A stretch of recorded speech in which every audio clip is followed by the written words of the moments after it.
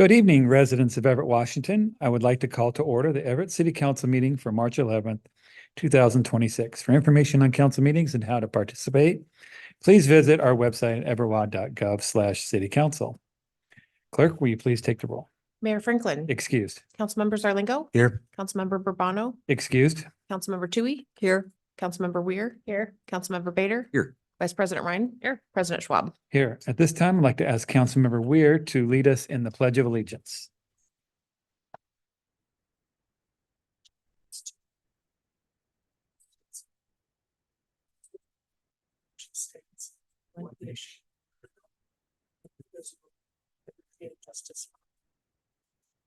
Thank you. At this time, I'd like to ask Councilmember Tui to read the land acknowledgement. Certainly.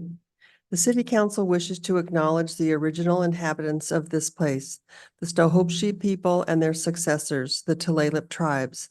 Since time immemorial, they have hunted, fished, gathered on, and taken care of these lands and waters. We respect their sovereignty, their right to self-determination, and honor their sacred spiritual connection with the land and water. We will strive to be honest about our past mistakes and bring about a future that includes their people, stories, and voices to form a more just and equitable society. Thank you. On to old business. Do I hear a motion to approve the minutes for March 4th, 2026? Councilmember Ryan, so moves. Second.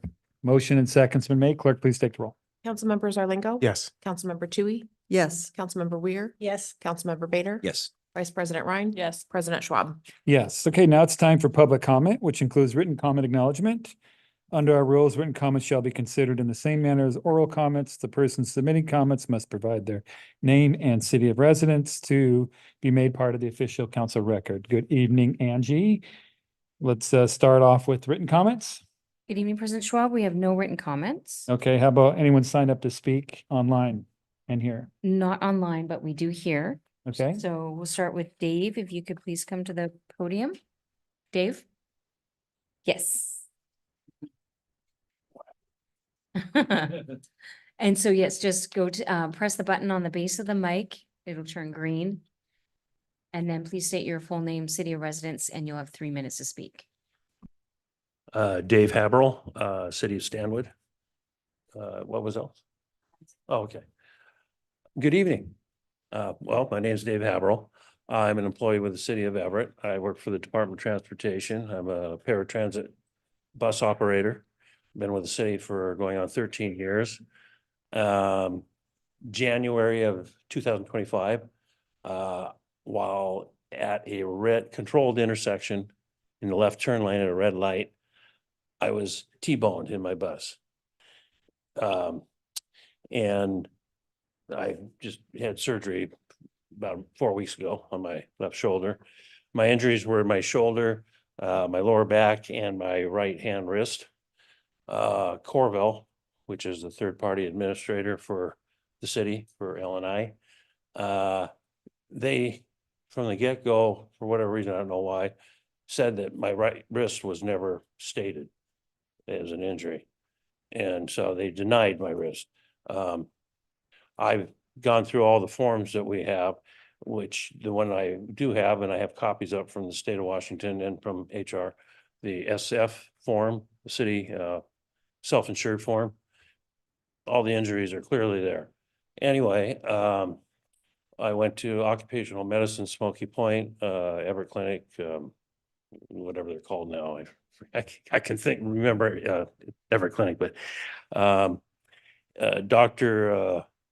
Christopher Hardy was a very good doctor. Anyway, he diagnosed me, and at the end of the deal, I asked him about my wrist, and he said, well, it's not part of the claim. So Leanne Doge, who is the adjuster for Corville for the city of Everett, I talked to her multiple times, and she said that, no, it's not part of the claim. It's whatever. And eventually they had an IME, independent medical exam, which the results of that, all of a sudden they're coming back and saying it's a pre-existing situation, which Dr. Hardy, occupational medicine, completely disagrees with the results of that. I have since had to because of all this, because I'm disputing it, because I did injure my wrist in the accident. I've just had surgery on my shoulder, and to assume that I didn't injure my wrist is kind of ridiculous, but I've had to obtain an attorney because, you know, you have to file papers with the state and everything. And that's costing me $600 a month out of my benefits that I'm getting from LNI. So this is what Corvell is doing to me. And again, like I said, I was sitting in the left turn lane at a red light. When I got hit, I didn't even know what happened because, you know, the vehicle came out of nowhere. There is no liability to the city at all. I mean, there's no fault. I did nothing. So it's all on the other person. So, So I could don't you, understand why. could you finish up? Your time's out. Okay. Yeah. Well, so. Just a summary would be great. Corvell is wrongfully denying my wrist. And so that's it should be part of the injury. Thank you. And I have doctors anyway. So that's my story. Thank you. So I push the button. No, you're fine. Thank Oh. you. Steve, if you could please come to the podium.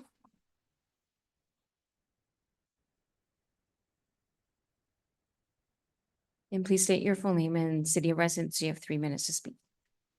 My name is Steve Ose. I think most of you know me. Erica will get to know me probably. I live here in Everett, have for my whole life. And the reason I'm here is because I'm the president of the union for the bus drivers in the city of Everett. And I spoke a couple months ago, I think, on this topic. And about 10 years ago, I spoke also when we had comprehensive risk management. They were doing a very poor job of getting our employees, get them taken care of. Corvell is now doing the same thing. They are delaying and denying. That's a tactic they use. And this is a tactic that they use even when there's no liability on Corvell or the city to get people healed, get them to the doctor and get them treated properly. Dave is an example, and I've got Christina here. She's going to talk about this also. They're both suffering. Christina has lost her job because she has not been taken care of timely. Whereas another driver who just lost her job because she was not taken care of properly. Dave, I expect he'll get back to work because he's being finally started to, and he had to get an attorney to help him get the treatment that he needs. In the state of Washington, there is a department for the state, Department of Labor and Industries. I expect all of you are very familiar with them. They require employers to take care of, to get insurance from the state to take care of employees that get injured on the job. There's also an exception that people can have to opt out and have it covered by themselves. And they get a third party to do that. The city opts out and they have Corvell take care of it. Corvell's not doing a good job. We need to get people taken care of so that they can get on with their lives, so they can work, so they can be productive for the departments that they work for in the city, and so that their lives aren't negatively impacted for the rest of their lives. So we have to get them well. This is a problem again, and we have to get it taken care of. I expect that you guys are going to ask some questions after this meeting, and you're going to go and talk to Candy or others who are more involved in this and get some answers. We need to get this fixed again because people's lives are my members and our employees for the city. It's not just Everett Transit. There's other departments in the city too that use Corvell. We have to help them out. Dave's is an example of there is insurance by the other person that will get them taken care of. It's not the city. So anyway, that's what we're here to talk about tonight. Thank you for your time. Thank you. Christina, if you could please come to the podium.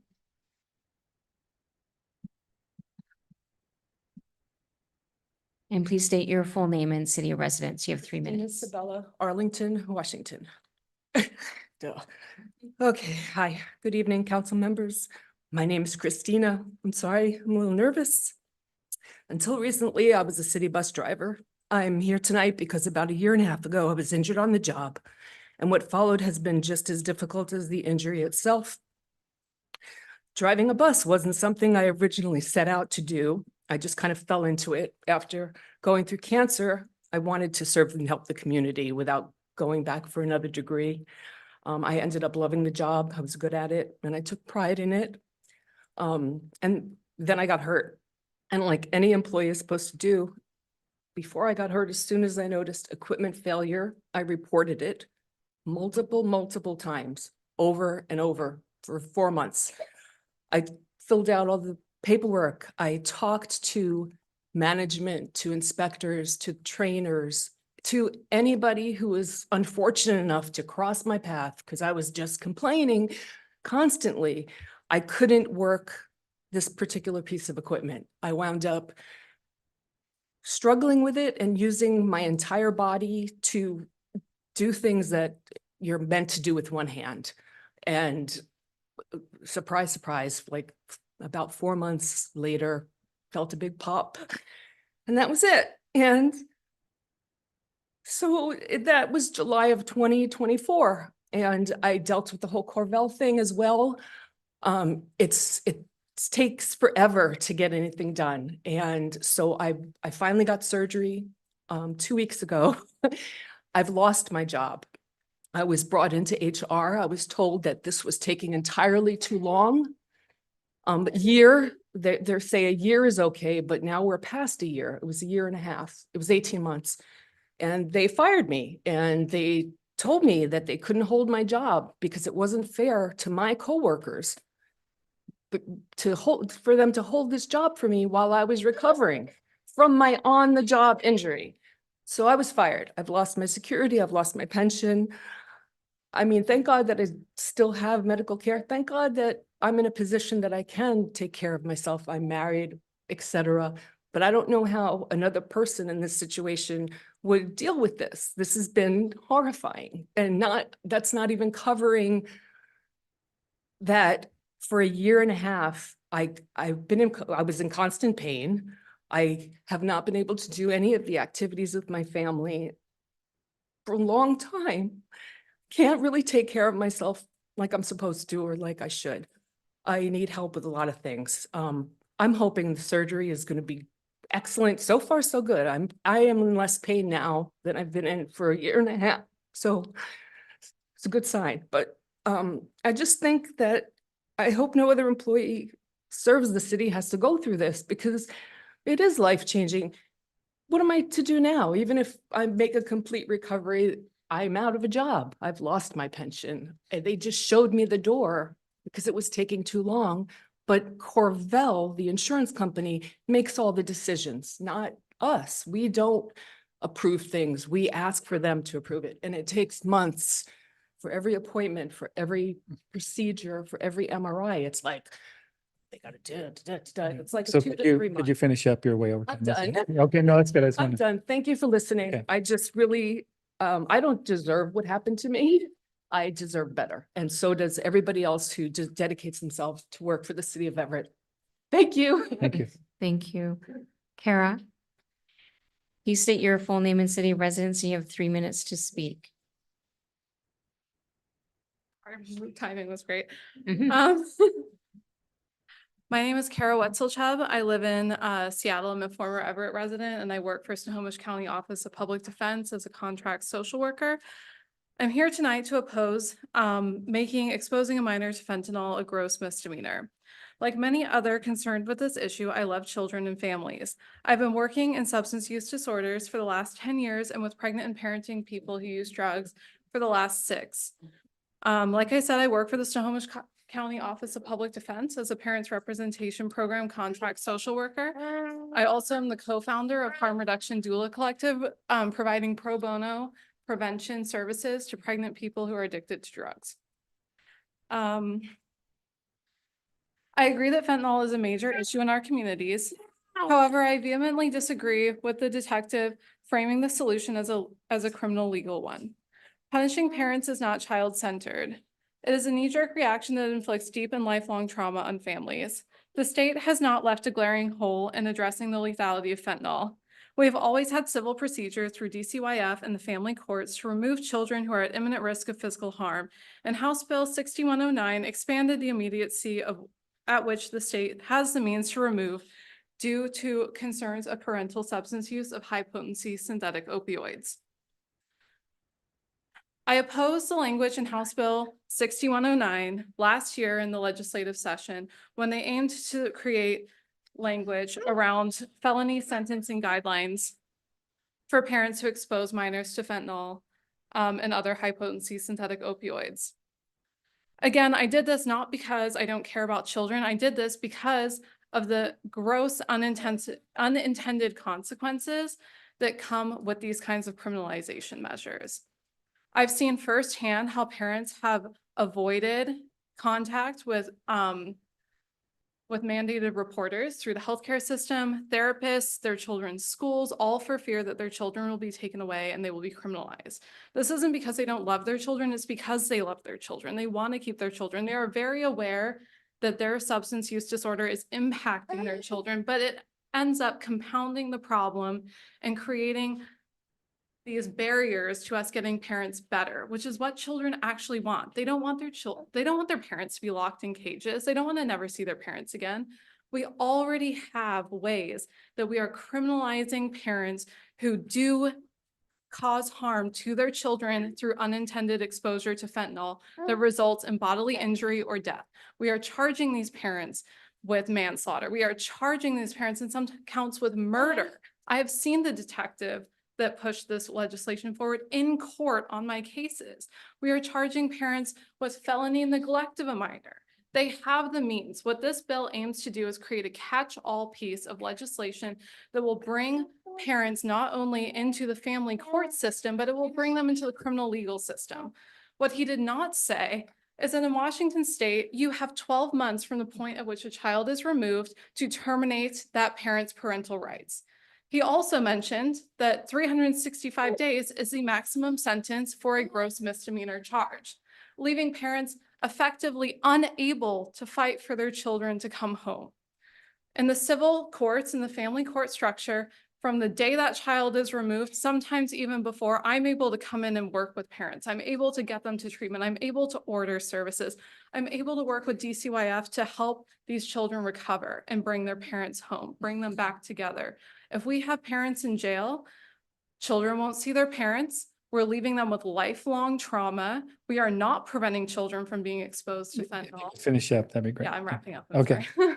Yeah, we are not preventing exposure. We're just reacting to it. This is a huge problem, but I urge you to oppose this measure until there has been an opportunity to look into the unintended consequences and think about what other better, honestly, more affordable solutions we have for the city of Everett. Because if we had childcare at a 12-step meeting, I guarantee the exposure of children to fentanyl would decrease rapidly if there was childcare Okay, to go seek it. thank you very much.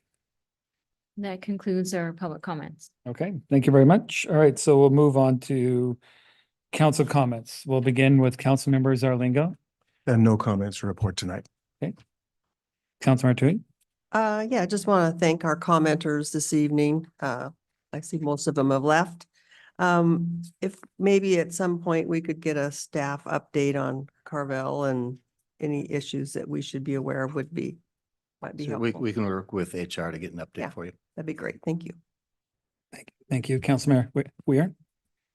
Yeah, yesterday was the first full Cultural Arts Commission meeting of the year. And so that they had Tyler Chisholm put together a nice presentation as sort of an overview of what that commission is responsible for new members on their board. And so that was and just updates on some of the big projects they've got coming up throughout the summer. In particular, it's going to be a busy June for their team. And then Riverside meeting, we had a great guest speaker that was at the Neighborhood Association meeting for them that was talking about seeds and planting and all the different environmentally sound ways to be able to do that, and discuss there's a seed share, plant share happening at the Evergreen Branch Library, I believe on April 21st. So, so yeah, it was nice to hear from them and just good to see the neighbors there. So that's it. Great, thank you. Councilmember Bader. No report, no comments. Thank you. Councilmember Ryan. Great, thank you. Good evening, everybody. Thank you too to our commenters this evening. Appreciate you joining tonight and bringing future civically engaged individuals as well. But other than that, no report tonight. Thanks. Thank you very much. So my only report is that we had, I attended the South Forest Park neighborhood meeting last night, and there was just lots of questions about the budget. And I believe, maybe I shouldn't announce it, but we're looking at a third district meeting, unconfirmed, but that's going to be the middle of April. So looking forward to that. So, we'll move to our administrative report. Thank you. I think I just have your legislative update tonight. I don't have anything else. I have great news for you on what was remaining, questions that we had from priorities that we talked about over the last few weeks. So the automated license plate reader bill passed. So that had the expanded use, resolves public records issues. There's some issues remaining for a couple cities, but they're not relevant to Everett. Talked about step housing last week. That one has also passed and concurred in both houses. So that is also good to go. There was a bill related to commercial uses or residential uses on the first floor of commercial zones. It passed a little bit ago. I don't know if I mentioned it last week. And then there were lots of other things too that happened in session, but these are the ones I've been letting you know about each week. And then the last one I have to update you on was House Bill 2442.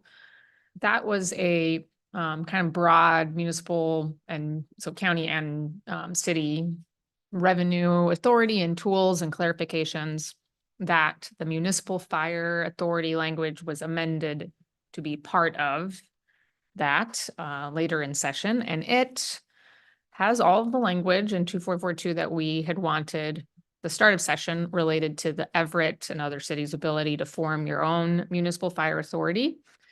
You have to create a fire commission once it's formed to be in charge of it, but it had the language that we wanted to have that available as a tool, and it passed earlier this evening.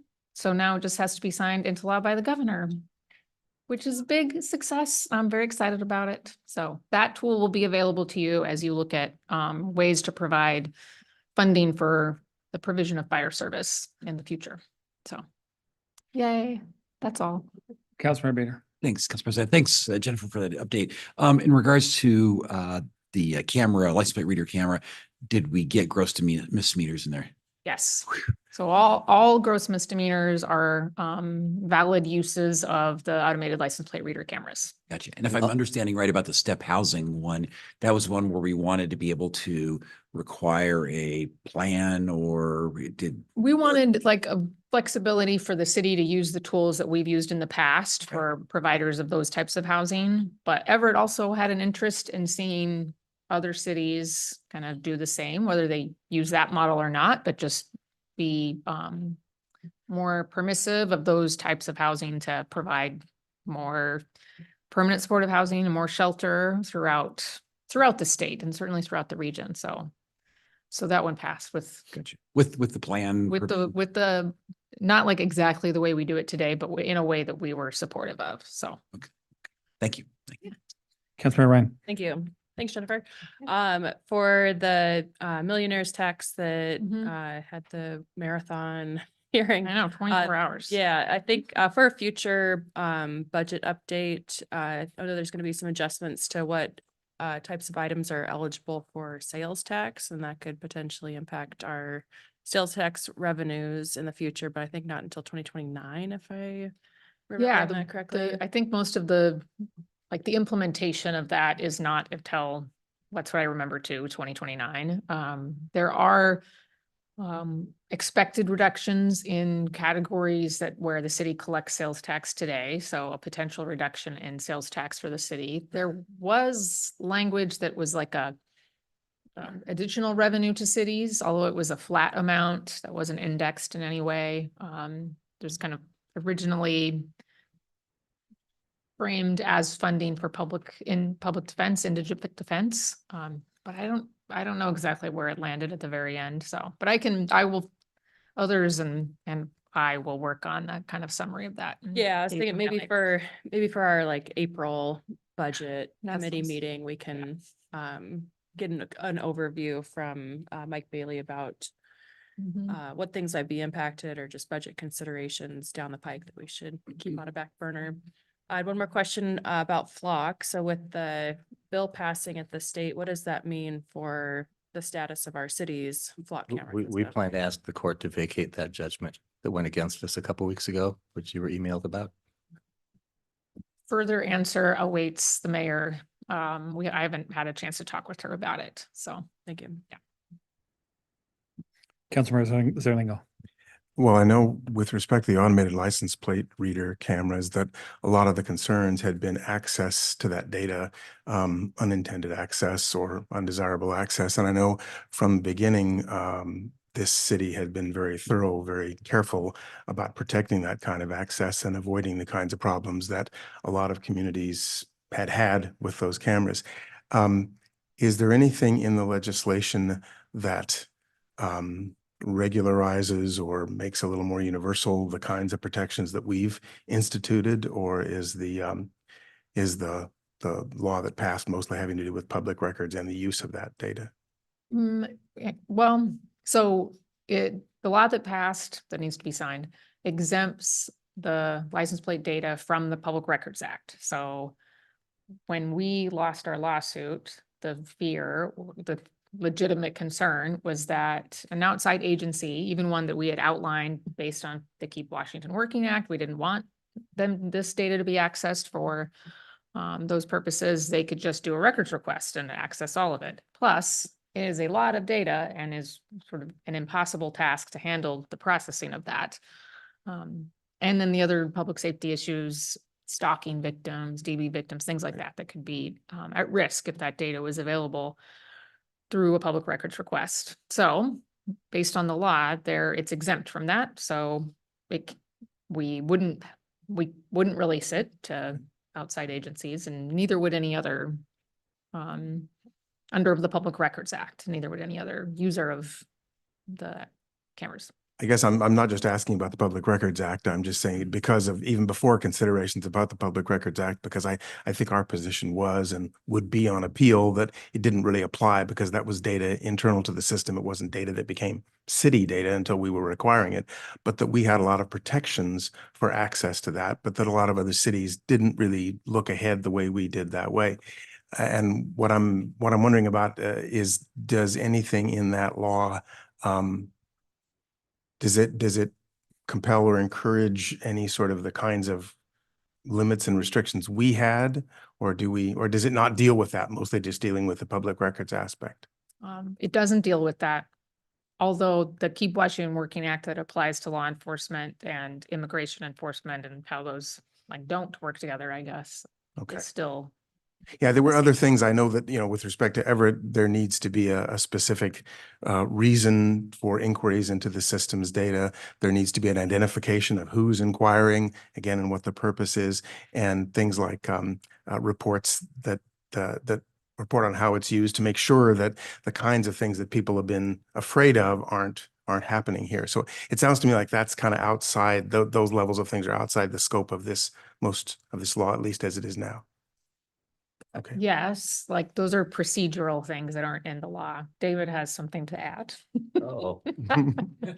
I just want to note that to the extent Everett has been kind of ahead of the curve on protections in this area, and to the extent that we have protections that exceed the requirements of state law, those will remain in place. We're not going to pare back to be consistent with state law. We'll continue those protections. Okay, great. Thank you. I know it's a complicated question and still evolving law, but thank you. Yeah, I have several questions about the legislative, but I think you can wait until. Not even over yet, so Yeah, that'd be great. I can wait. But just a couple of real brief ones. One about the administrative plan for uh, housing services, or what's the title? Is it Oh, subsidized housing or, 2266 yeah. bill. Yeah, so that, it's about step housing. Step which housing, is- that's the right word, yeah. Yeah, so like. So is that, supportive- it addresses the administrative plan, but it also, a lot of this won't affect us, as once again, the city of Everett is on the forefront of this type of housing, especially here in the last year, couple of years. We already allow for the type of housing in the relevant zones that are in the bill. Like, we already did that, some of it a long time ago, some of it with the, linked a little bit more to the comprehensive plan. So Mostly, I think, before, actually. hats off to our city Yeah. again, once Yeah. again. And then on the commercial buildings, you said housing on the first floor? Yeah.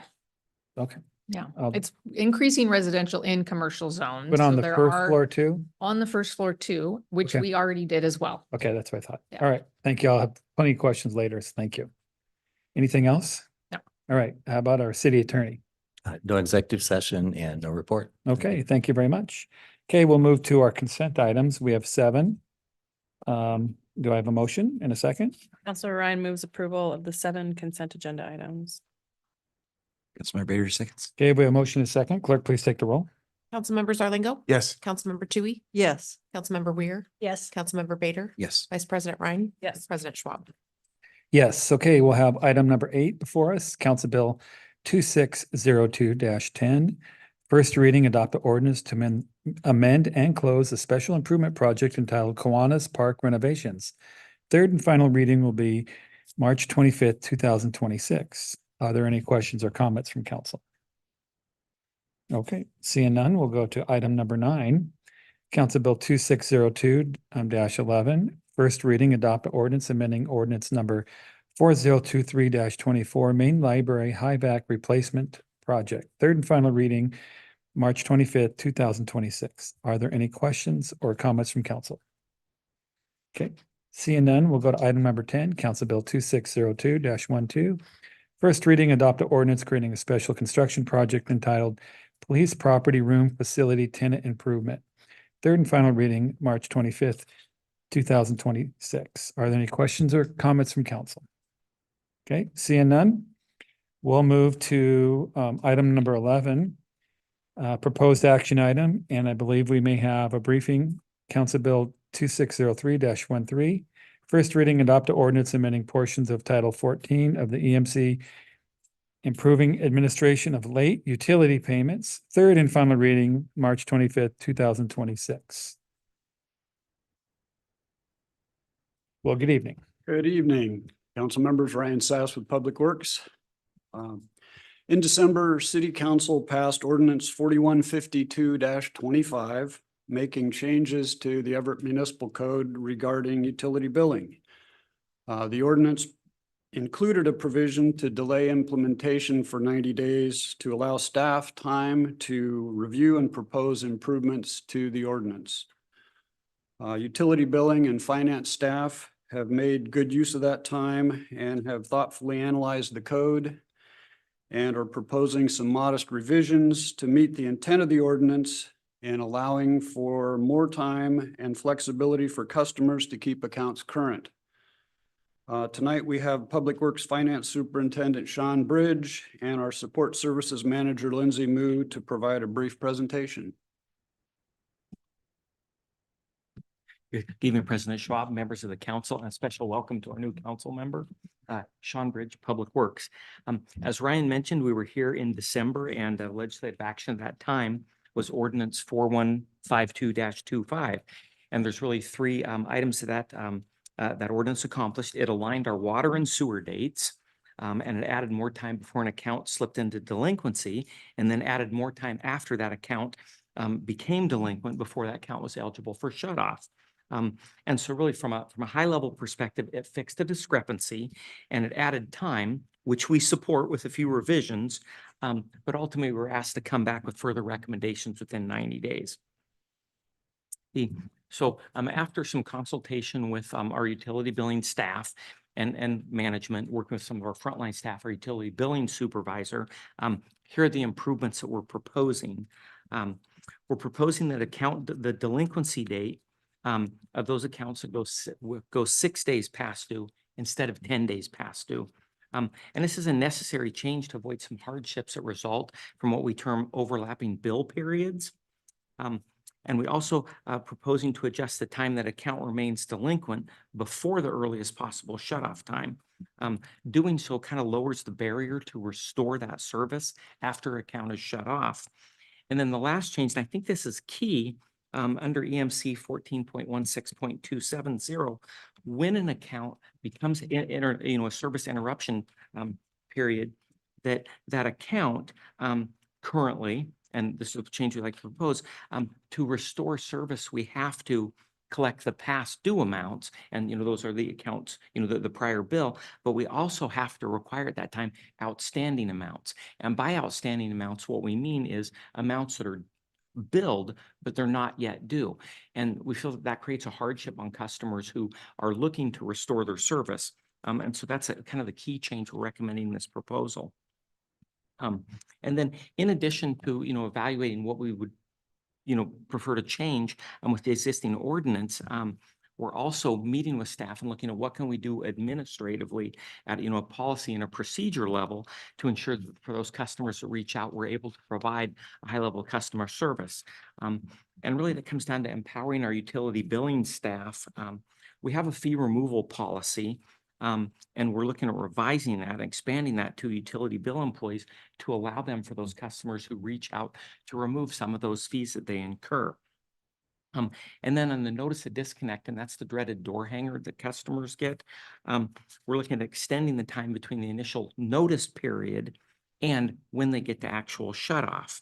And again, for those customers that reach out to us in that time frame, those accounts, we want to extend the arrangement options, and really we want to, and we've briefed the staff, we worked with them on this, that if a customer is requiring, hey, can I pay in a week? We want to empower our staff to be able to do that. And then on resuming service, and that's the key change in 14.16.270 that we referenced earlier, where a service has been interrupted, we would like to be only able to collect the past due amount and not go for the outstanding amount, which isn't due yet. And then we've gone and we've looked very closely at our utility bill assistance program, and some of the council members who've served on longer remember we came here in August of 2024 with our utility billing assistance program, and are using Catholic Community Services to administer that program for us. And that was, when we recently increased the amount of assistance that was available to those customers that had a greater need, but we're going to continue to evaluate if that program eligibility should be expanded. And we're constantly looking for grants too. We had some success with some Snohomish County grants that also provided some direct assistance for our customers. And then there's some additional process improvements, and those have to touch more on how our utility billing software interface works. And Linda's kind of more of our expert at that, so I'd like to turn it over to her. Thank you. Thanks, Sean. After speaking or listening in December to the pain points of some of the customers, we actually recently started the process and rolled out the advanced payment scheduling. So customers can go on our portal and schedule a payment in advance without being on auto pay. There is some limitations of our current payment portal. We're going to get into that in a moment, but some tenants have issues signing up for auto pay because our current system only allows one customer profile. So we have, after hearing the pain points, we have worked with our IT and rolled out pay later. So customers can get their bill, go on even without a login, just go on and schedule a payment for the future. So they know that they can pay when they get their bill. We have also tried to make getting assistance and adjustments easier for customers. So we've really made a push for the knowledge and letting customers know about our senior and low income / disabled rates that we offer. And we have made those forms online now so they can much easier apply for those. And then our leak adjustments, when customers have leaks, we've improved that process also and digitized that so they can just fill a form out and apply for their adjustment. Thank you, Lindsay. So this next slide is the life of the bill as proposed, and this works within the confines of our utility billing software and still allows us to provide that high level of service to our customers. So we look at day one, that bill A, which would be your first billing, is prepared. After 20 days, so we're at day 21, that's the time that bill's due on or before that date. And then we'll add 6 days to that, which is enough time that, to allow for, some of those late payments that continue to trickle in. But if it's unpaid at day 27, at that point, we're considering that account to be delinquent. And that's, we're going to send that past due notice with the $5 fee. And that's super important. We have those situations where maybe a tenant's paying the bill, and an owner is ultimately responsible as the legal owner of the property. They don't receive the bill, but they do receive the notice. But the reverse of that is also true, where, maybe a owner's paying the bill, and a tenant receives a notice, so that notice goes to the person that didn't receive the bill. And so we're trying to, we need that from a notification protocol. So the next cycle is, 4 days after that, the second billing is prepared, because, we do monthly billing in our billing office. Bill B, for want of a better term, is prepared. And so then the next critical step would be, after that would be 17 days, day 48. That's the earliest that account will be eligible for shut off. And that is, again, a change. We're allowing more time, but not too much time. Because what ends up happening is we have a hardship where the unpaid balance from bill A rolls into the unpaid balance of bill B. And if that account does end up in a service interruption situation, it is a burdensome balance that we're asking them to pay to restore service. And then at day 51, that's when bill B is due. So this is a proposal that allows us to allow customers more time, but not too much time, where it's a disservice to our customers to allow them to accumulate a significant billing, a significant back billed amount. So that's the proposal. And then in addition to the administrative policy changes, as well as the proposed ordinance, we are never done in terms of constantly looking for ways to improve our customer service experience. And so we have some long-term plans which may eliminate some of the pain points that we've heard about. And I'd like to turn that back over to Lindsay, because we're pretty excited about this RFP that we're very, very close to issuing. Thank you, Sean. Yes, we have RFP that should be going out in April. We've been working on this for quite a while before we even met with you guys in December. And our payment portal is a component of our billing system. It has limitations. And so we are looking for a better customer experience. And so we will be coming back with a system that will allow the ACH payments and the credit card payments, but we will also have pay by text. So customers can get a text message that says your bill is ready. They can click it and pay their bill from a text message. Even more importantly, because we do not like charging fees, we do not want to charge fees. We are going to have free communication for customers. So if their bill is maybe 2 days late, they could get a text message that reminds them that their bill is late, and that is free. That is a communication to the customer prior to us mailing that letter that has that fee. That fee is cost recovery, the postage, the envelope, the bill stock, but we will have the ability to reverse phone call customers or send them a communication via text for free to remind them of their bill, so they can reach out to us and say, I don't get paid till next week. Can I have an extension? Which we can grant. Also, this new system will have the ability to have multiple profiles for one customer. So if a customer owns multiple properties, one tenant can have auto pay and another tenant can have auto pay. So that issue will not be an issue any longer. Obvious payment portal requirements, like an easy dashboard for customers to use, password reset, unlocking their account, just getting our payment portal to where it needs to be to have the best customer experience for our customers. And that's coming soon. Okay. Thank you. So that concludes our presentation. Yeah, that's quite a presentation. Thank you very much. Questions? Councilmember Benzerlingo. Well, I think I was the one who suggested the 90-day or instituted the 90-day delay, and thank you for the work you've done in that time. I know you're trying to reconcile a bunch of different concerns and situations with the demands of your system. One of them is I can imagine most of our customers, if there is an error, a delay, a confusion or whatever, it's nice to have the calendar, but I suspect a lot of these customers will call someone and say, will the online or the phone people from our customer service department be able to explain the sequence, the options, the calendar to them? I mean, if we got the training in place so that they'll know what their choices are and what the timing is.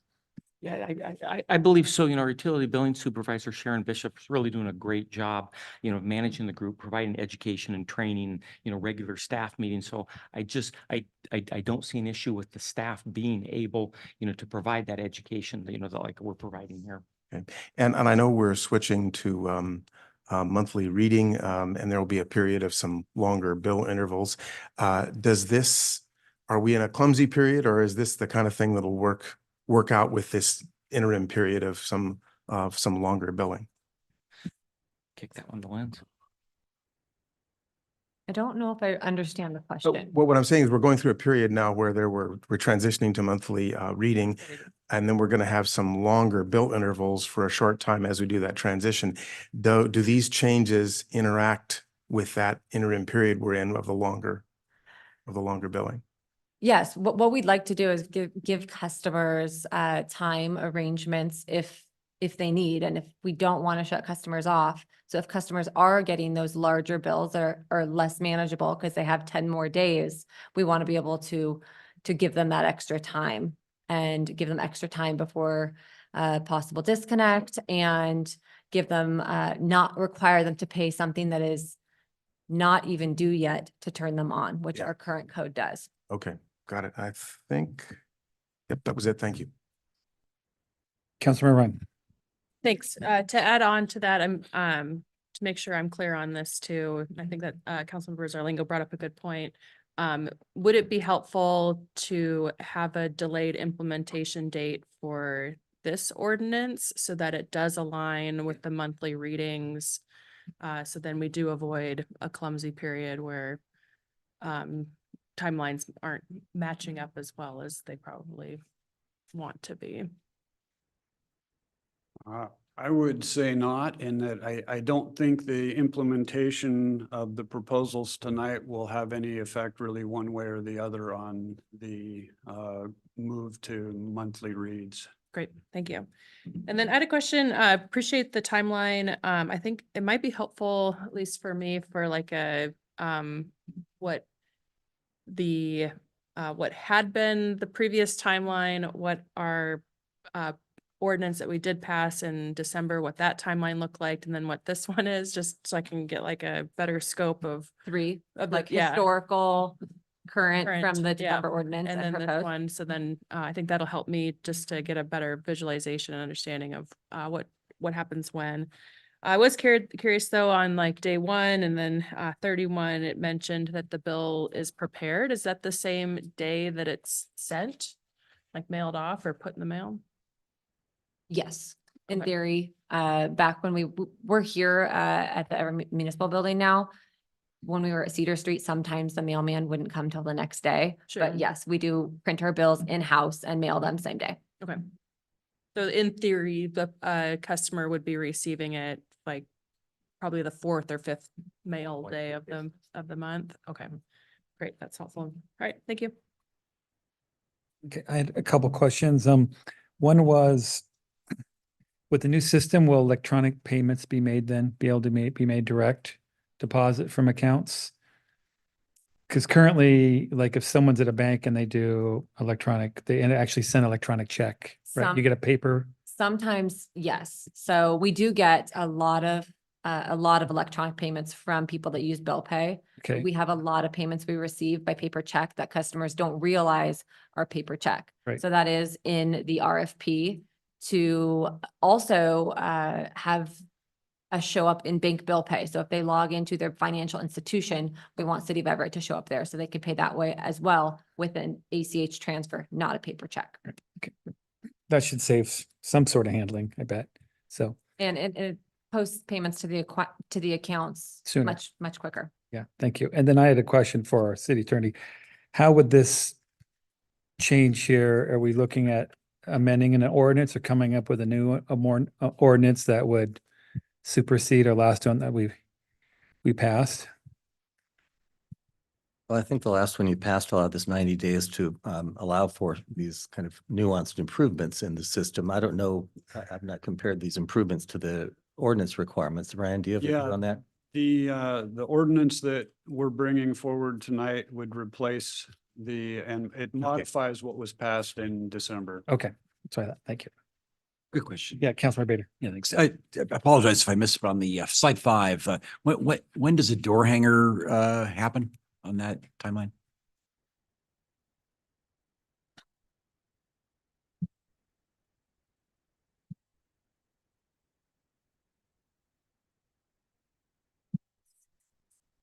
The ordinance states the earliest shut off is when the account remains delinquent for 21 days. So the account becomes delinquent at 6 days and remains delinquent for 21 days. So that is the shut off. We do hang a final notice prior to that.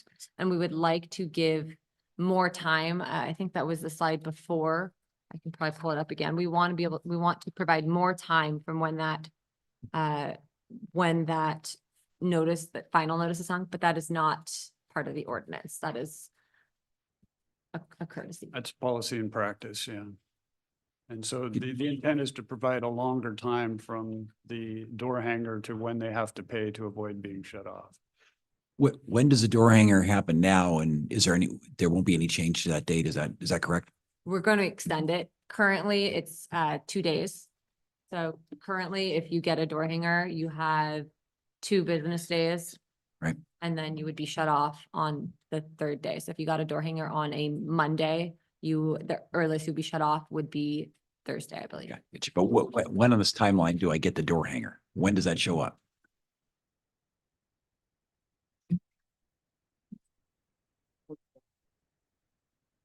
With our current policies and practices, Right. it could be day 45, but we would like to bump it earlier to give people more time from when they get their original door hanger. Okay. Because I don't like hanging a door hanger and requiring customers to get us payment under duress. I want to give customers time to make arrangements or to make payment.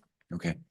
But if we make that extension, if we, let's say, hung that door hanger on day 47, we could, but then they only have a day to make payment. And then if they want a week, then all of a sudden they're paying after day 51. And if they break that arrangement, they have to pay another bill. Yeah, I'm not asking you to change. I'm just asking, when does it happen now? And would this be changed? Would your proposal change that at all? Yes. So it would So- move- 1 week. it would move it from 45 days to 52 days? Am I understanding that right? 48 days is gonna stay, and then we're gonna go backwards from 48 days for the final notice, the notice before shut off. And the final notice is the door hanger. Yes. Yes. They're both door hangers. One is on Okay. the thank you. shut off day, and then one is before that, but that's not part of the ordinance. That's policy or practice. Understood. Okay, just want to know when this is happening, if the ordinance affected it. Okay, thank you. Well, I think to clarify, currently, when does that hanger go up? Like day Currently- what? Currently, it is day 20. Okay, so now it's going to be day 45 approximately. So that's a big adjustment. So. And that's one thing we find is, we looked at the data that between the period, the time that we hang the door from and the accounts that actually proceed to shut off, payments really do continue to roll in. And that's where we think that extending that time should really, really minimize the number of shut offs. As we look across, 29,000 accounts, 12 months, you're at 350,000 in some bills. And I think the number of people that actually, or accounts that moved to shut off last year was 8,900. We shut off roughly 800 people, accounts. Services last year, and we hung close to 6,000 notices. So only about 15% of customers that get a prior door hanger actually get shut off.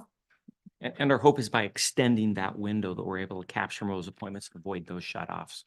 Their hardship on the customer and their hardship on staff. Yeah. Okay. Okay, any other questions from council? Okay, thank you very much. Thank you, President.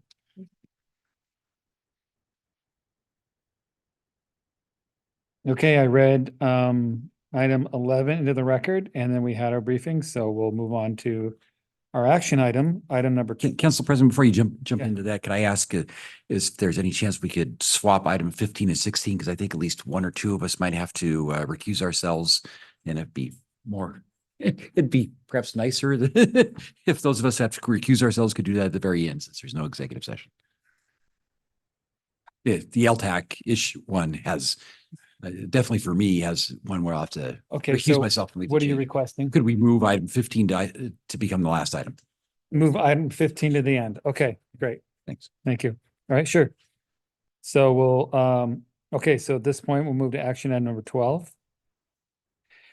Council Bill 2602-06, third and final reading, adopt an ordinance amending ordinance 4084-25 entitled Thornton A. Sullivan Park Floating Dock Repairs. Are there any questions or comments from council? Okay. Move to approve. Okay, Councilor Ryan seconds. okay, motion seconds are made now. Any more questions? Okay, clerk, please take the roll. Councilmember Zarlingo. Yes. Councilmember Tui, Yes. Councilmember Weir, Yes. Councilmember Bader, Yes. Vice President Ryan. Yes. President Schwab. Yes, okay, item number 13, adopt an ordinance creating a special improvement project entitled Water Standpipe Replacement, WFF, and that's Council Bill 2602-07, third and final reading. Is there a motion? Councilmember Bader, so moves. Councilor Ryan seconds. Motion seconds are made. Are there questions?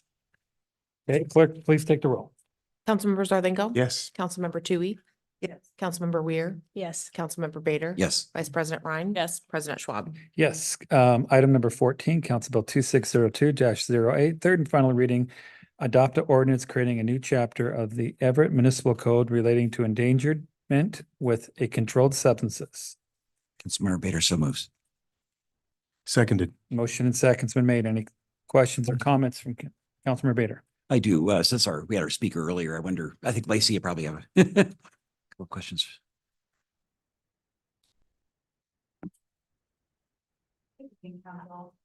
Good evening, Council. Lacey Offutt from the City Attorney's Office. I also have with me tonight Detective Purcell. Thanks. First question would be, at least in my understanding, in the state ordinance, for lack of a better term, state law, that there are other controlled substances that basically mirror this, but fentanyl is a controlled substance that isn't part of the state.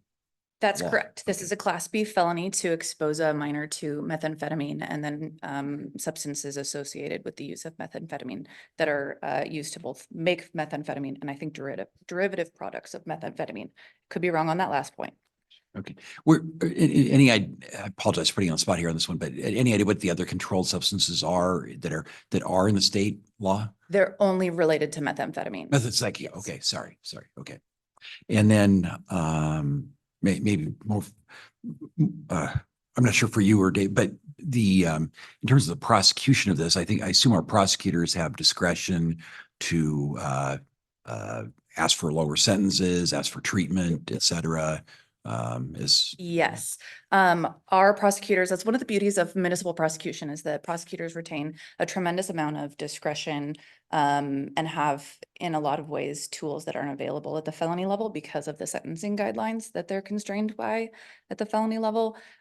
So we have diversion options. We have kind of what we call pods or kind of agreements between the defense attorney and the defendant and the city that, let's say, for example, you go do a parenting class and you do a substance use disorder evaluation. and you don't have any additional charges for 6 months, and we'll dismiss the charge. Those are tools that we regularly use. We also have mental health alternatives and TSC. I think that might be changing its name, but the other alternative courts are also available to anybody we charge with a gross misdemeanor. Councilmember, one of the points that the previous speaker made, of course, was that there are often courses of action other than the most draconian course of action that might be better for the family. And one thing this ordinance does is gives our prosecutors leverage to pursue one of those other courses. Oh, I was struggling at first to understand why methamphetamine was the one that was called out separately as a felony. If I understand this correctly, that was partly because it was the problem at that time, and also the manufacturing of methamphetamine has so many toxic components and contaminations of the places where it's done, and that the other drugs that we're talking about, those are mostly used in those environments, but not manufactured in those environments, like in those residences, for example, like methamphetamine was. You're exactly right about the historical basis for the felony. It was passed, I think, in 2002, early 2000s. I might be wrong about the exact year there. But for those of us who recall sort of the spirit of the day, there had been many instances of individuals manufacturing methamphetamine in homes, in garages, and children, pets crawling around on the floor during that process, with effects similar to what we're seeing with the fentanyl crisis. The manufacturer of fentanyl, maybe Detective Purcell is better able to speak to this, but you know, some of that loose material is able to seep out onto floors in a similar way that methamphetamine was in the early 2000s, late 1990s, to similar effects and sometimes more devastating. Okay, thank you. Okay, seeing no other questions, motion and seconds are made. Clerk, please take the roll. Councilmember Zarlingo. Yes. Councilmember Tui. Yes. Councilmember Weir. Yes. Councilmember Bader. Yes. Vice President Ryan. Yes. President Schwab. Yes. Okay, item number 16, authorize the mayor to sign Amendment 3 to the Agreement for Indigent Defense Services with Everett Law Association to the form substantially as provided. Councilmember Bader, so moves. Seconded. Motion seconds are made. Council President, I'm sorry to interrupt. As we have talked more with Everett Law Association, our indigent defense provider, after this went on the agenda, we recognize that there is one more cost that we will need to reimburse them, and that is the cost of moving to their new office space, which is not unsubstantial. And instead of coming back to you with a small minor amendment in a couple of weeks, I think it'd be most convenient to simply amend your ordinance here to add the city will reimburse public defender for substantiated costs incurred in moving to the new location up to a maximum of $20,000. So in other words, you could simply make the motion that is on the agenda plus the sentence the city attorney just recommended. I will make that.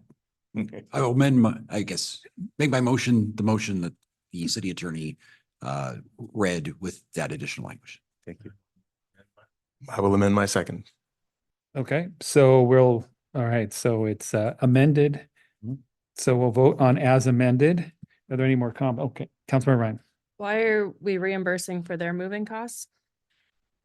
Because of course, the main reason we're reimbursing them or that we're increasing any of the contract amounts is that they will have to hire more lawyers in order to meet the new caseload standards, which reduces the number of cases each lawyer can handle each year. And to meet those new standards, they'll have to hire more lawyers, hire more staff, and they're already bursting at the seams in their current space. So they will have to move to a different space, and that will incur more cost. Okay, any other questions? Where are they moving to? They have a couple of possibilities, but I believe the most likely one is the 10th floor of I think it's called the North Tower in Colby. Councilmember Ryan. Thanks. Isn't that where the public defender's office is? The county public defenders? Yeah. I think they're down a block, but I'm not positive about that. I think they're on the other side of the street. This is the more modern office building on on the east side of the street. Is there a way that we can ensure that any moving costs are like reasonable and expected moving costs? or is it- That's why the language is substantiated costs and not to exceed 20,000. Thanks. Okay, any other questions or comments from council? Okay, clerk, please take the roll. Councilmember Zarlingo. Yes. Councilmember Tui, Yes. Councilmember Weir, Yes. Councilmember Bader, Yes. Vice President Ryan, Yes. President Schwab. Yes, okay, item 15. Approve a resolution authorizing 2026 lodging tax expenditure recommended by LTAC. Councilmember Ryan moves approval. Councilmember Weir seconds. Okay, any questions? I will have to recuse myself because of one item that Okay. a group I'm associated with. And I will too. All right, any other questions, comments? Okay, clerk, please take, oh, you have more? Oh, we have comments. Very exciting comments. Oh, very So- exciting comments. Our practice generally is to have the recused council members leave the room during this section. Okay, well, See you next week. that's great. So we'll wait.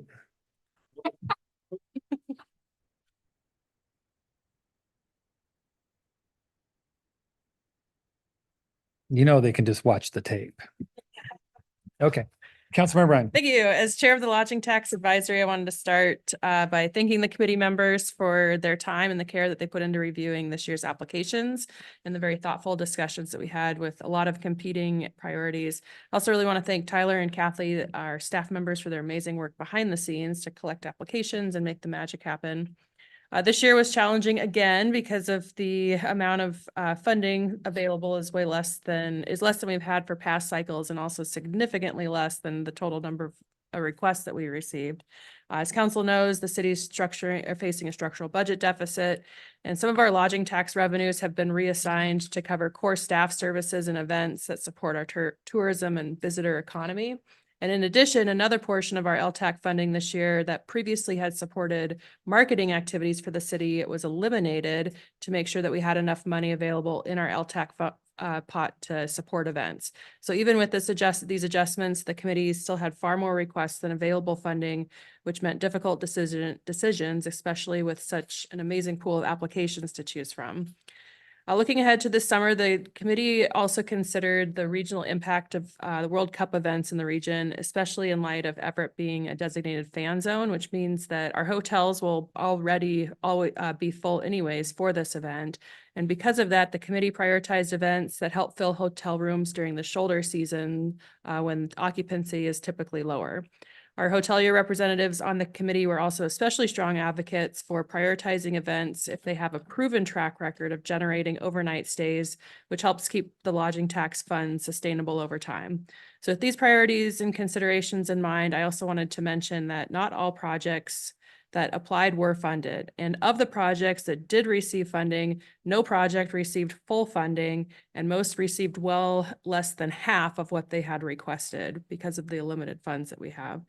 The committee was also very clear from the beginning that we would not be able to fund marketing expenses. And if there's organizations that are looking for marketing support, I wanted to remind applicants that marketing funding is available through the Snohomish County Tourism Promotion Area, the TPA. So please ask them to get in touch with them for an application for marketing support. So while these decisions were never easy, I believe the committee did produce a balanced recommendation that stretches limited dollars as far as possible, supporting events that bring visitors to our great city of Everett and support our local economy. And wanted to thank the committee members and staff for their hard work on this, and I encourage council's support of the recommendations before us tonight. Thanks. Okay, thank you. Any other questions or comments? Okay, clerk, please take the roll. Councilmember Zarlingo. Yes. Councilmember Weir, Yes. Vice President Ryan, Yes. President Schwab. Yes, and with no further business before this body, meeting's adjourned.